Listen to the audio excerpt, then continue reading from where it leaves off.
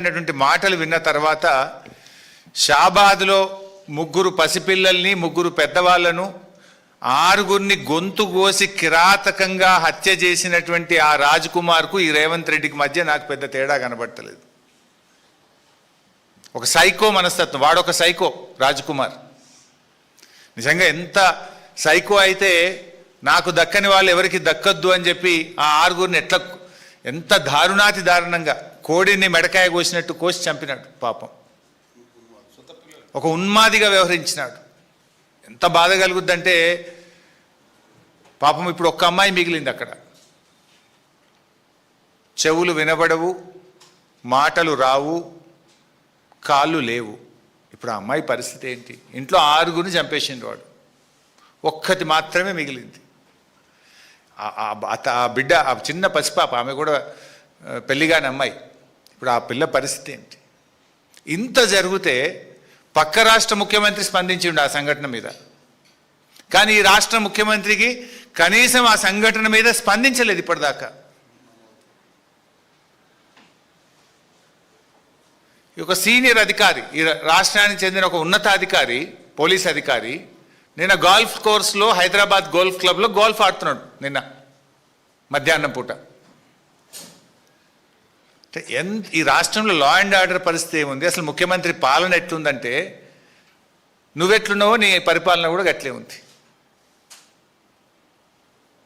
ఇప్పుడు ఆనాడు కేసీఆర్ గారు ప్రాణాలకు తెగించి చావు నోట్లోకి వెళ్ళి 11 రోజులు ఆమరణ నిరాహార దీక్ష చేసి తాను ప్రాణత్యాగానికి సిద్ధపడి కేసీఆర్ రాష్ట్రాన్ని సాధించారు.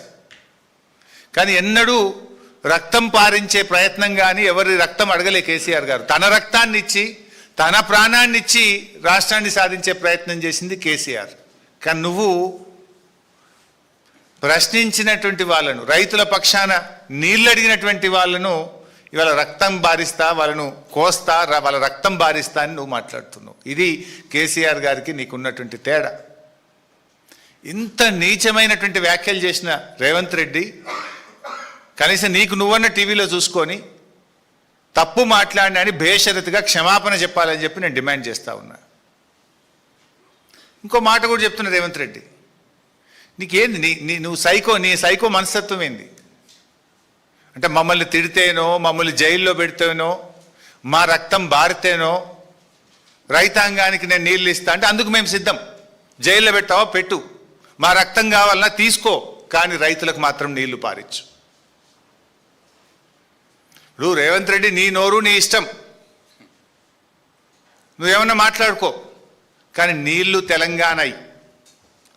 నీళ్ల విషయంలో నీ ఇష్టం వచ్చినట్లు చేస్తా అంటే కుదరదు. నువ్వేం మాట్లాడుతున్నావు?